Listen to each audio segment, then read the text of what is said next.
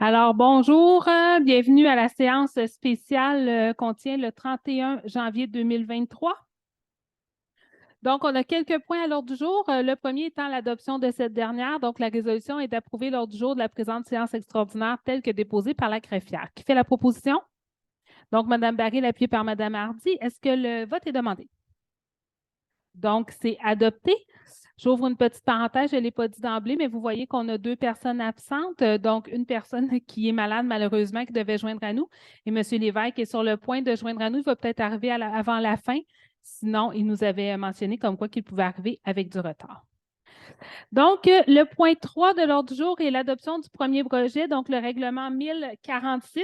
Donc, c'est un règlement qu'on dépose aujourd'hui pour un nouveau PIIA, donc les règlements sur les plans d'implantation et d'intégration architecturale. Donc, on avait plusieurs PIA, on en avait plus d'une vingtaine sur le territoire, donc on vient concentrer l'ensemble de nos plans à l'intérieur d'un même. Donc, ce ne sera pas le seul, mais il va quand même englober l'ensemble. Donc, dans ce pays-là, on a divisé le territoire de la municipalité en 5 secteurs et on a différents critères et objectifs au niveau des thématiques qui sont exploitées à l'intérieur du PIA. Donc, le patrimoine, les projets d'insertion, l'affichage agricole et le couvert forestier. Donc, aujourd'hui, on adopte le premier projet de règlement numéro 1046 sur les PIIA et on fixe au 14 février 2023 l'Assemblée publique de consultation sur ce projet de règlement, donc qui est l'Assemblée régulière de février. Qui fait la proposition? M. Renière, appuyé par M. Bertion. Est-ce que le vote est demandé? Donc, c'est adopté. Au point 4, on donne l'avis de motion pour l'adoption du règlement prochainement, donc le règlement 1046 sur les PIA. Qui donne avis de motion? Madame Baril. Au niveau du point 5, donc c'est le règlement 1047. Donc, la loi a été modifiée et nous oblige désormais à avoir un comité qui va étudier les demandes de démolition d'immeubles. Donc, c'est la loi sur l'aménagement et l'urbanisme. Donc, on doit s'y conformer et on avait un délai dans lequel ça devait être en fonction, ce comité-là. Donc, c'est le règlement qui va venir encadrer la démolition d'immeubles et qui doit respecter, comme je le disais, différents articles de la loi. Donc, il va s'appliquer à l'ensemble du territoire. L'administration du règlement va être confiée au service d'urbanisme et de l'environnement. Même principe au niveau de l'application de la surveillance et le contrôle. Le comité doit être formé de 3 membres du conseil municipal qui seront désignés pour 1 an avec un mandat renouvelable et le comité de démolition est décisionnel. Donc, pour avoir quorum, les 3 membres doivent être présents et le comité va se réunir au maximum aux 60 jours après le dépôt des demandes complètes et conformes pour une démolition. Le mandat va être d'étudier les demandes de démolition, accepter ou refuser les dites demandes, imposer toute condition relative à la démolition de l'immeuble ou de l'immeuble patrimonial ou à la réutilisation du sol dégagé. On exerce tout autre pouvoir que lui confère la loi sur l'aménagement et l'urbanisme et on peut se faire accompagner au besoin par une personne ressource. Donc, il y a aussi un élément qui a été inclus qui est, lorsque la loi a changé, on doit demander à la MRC pour tout immeuble qui a été construit avant 1940, donc les immeubles patrimoniaux. Lorsque le comité va avoir des immeubles patrimoniaux, on doit aussi consulter le comité consultatif en urbanisme qui va nous faire des recommandations. Puis sinon, ça, c'est pour la transmission, je l'ai dit. Conditions relatives, donc on va demander une garantie monétaire pour l'émission d'un certificat d'autorisation pour la démolition. Donc, les permis sont toujours octroyés une fois qu'on sait qu'est-ce qui va être construit, où est-ce que l'immeuble est à démolir.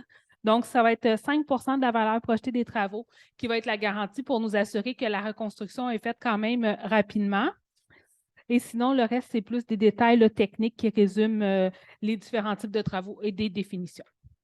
Donc, aujourd'hui, on adopte ce premier projet et on fixe au 14 février 2023 l'Assemblée publique de consultation. Qui propose? Madame Hardy, appuyée de M. Bertion. Est-ce que le vote est demandé?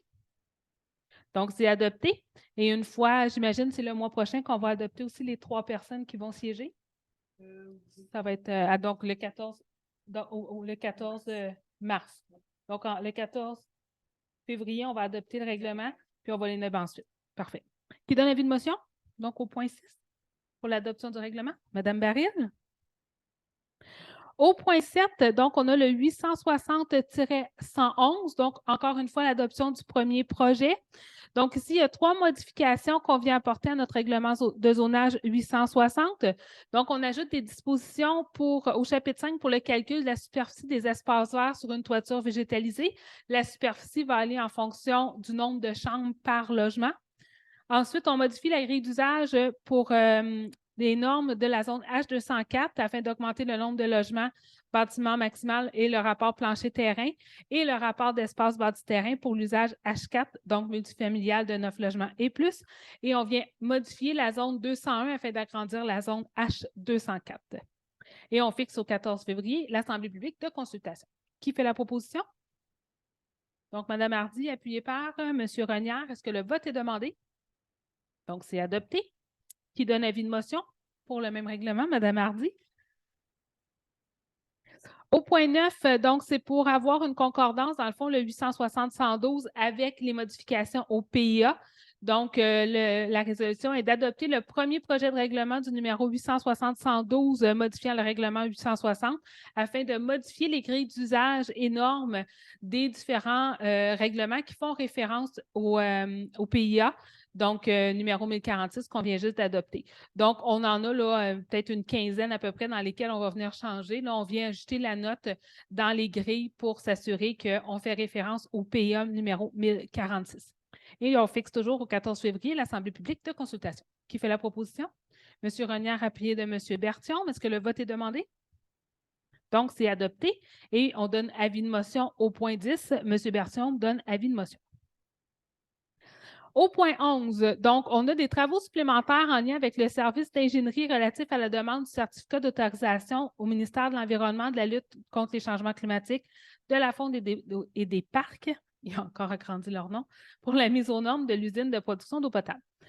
Donc, la Ville a demandé des soumissions par voie d'appel d'offres publiques pour la préparation des plans et devis définitifs et services durant la construction pour la mise aux normes de l'usine de production d'eau potable.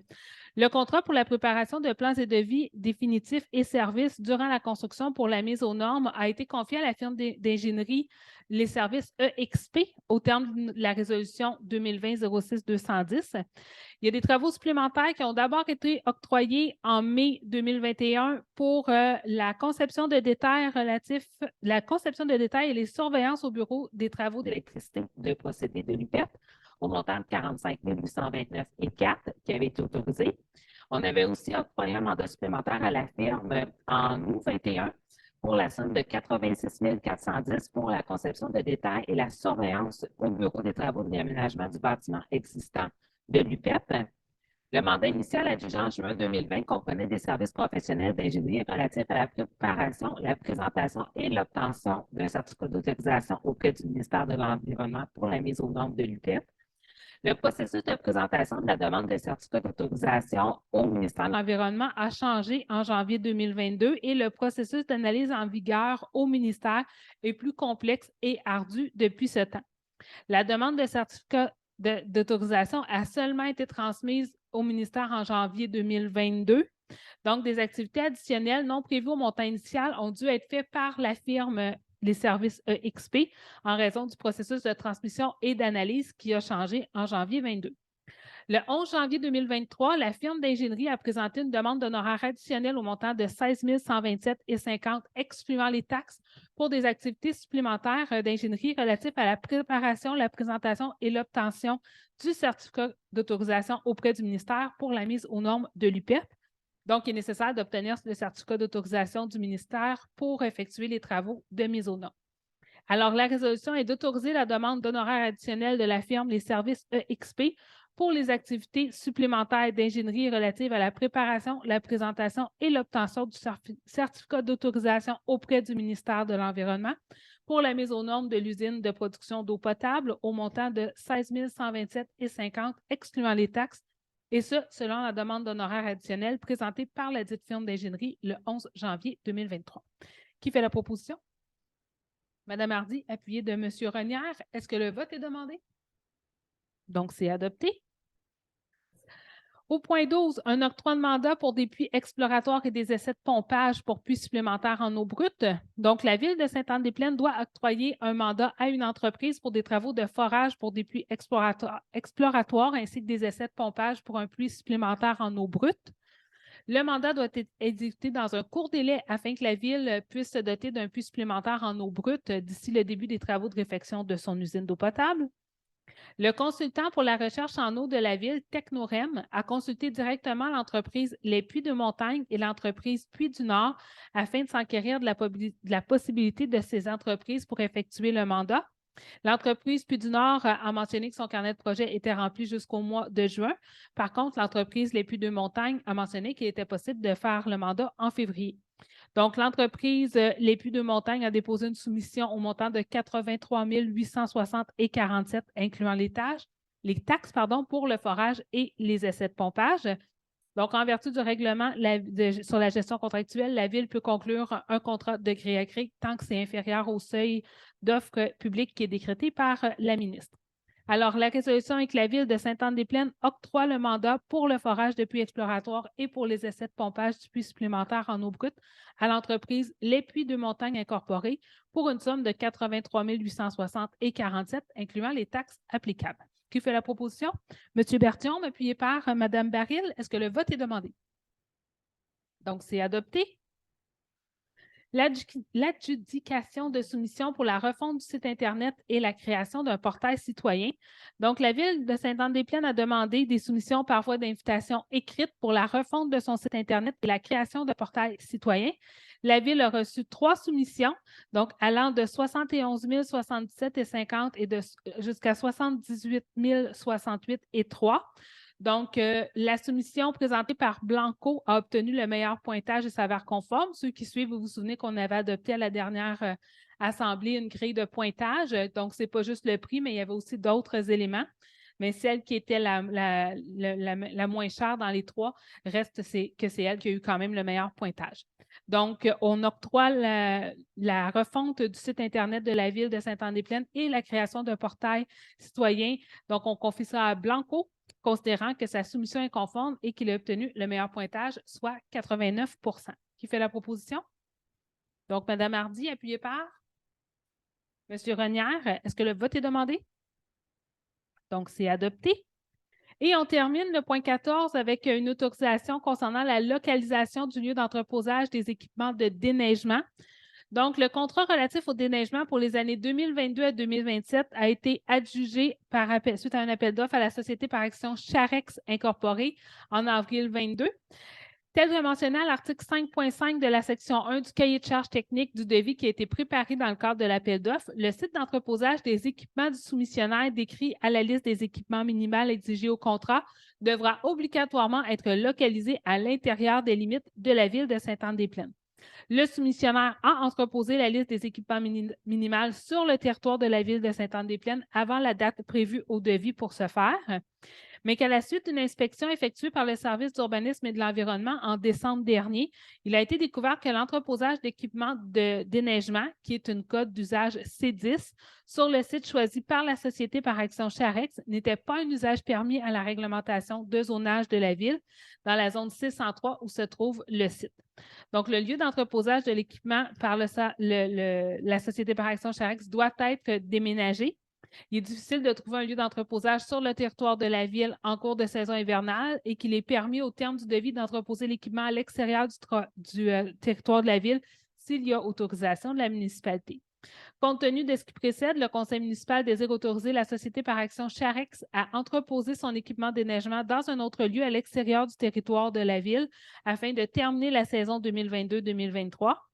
Le Conseil de Sainte-Anne autorise donc la société par action Charex à déménager le lieu d'entreposage de l'équipement décrit à la liste des équipements minimaux exigés au contrat à l'extérieur du territoire, soit à un lieu d'entreposage situé sur la rue Nancy à Terrebonne pour terminer la saison hivernale, soit jusqu'au 30 avril 2023.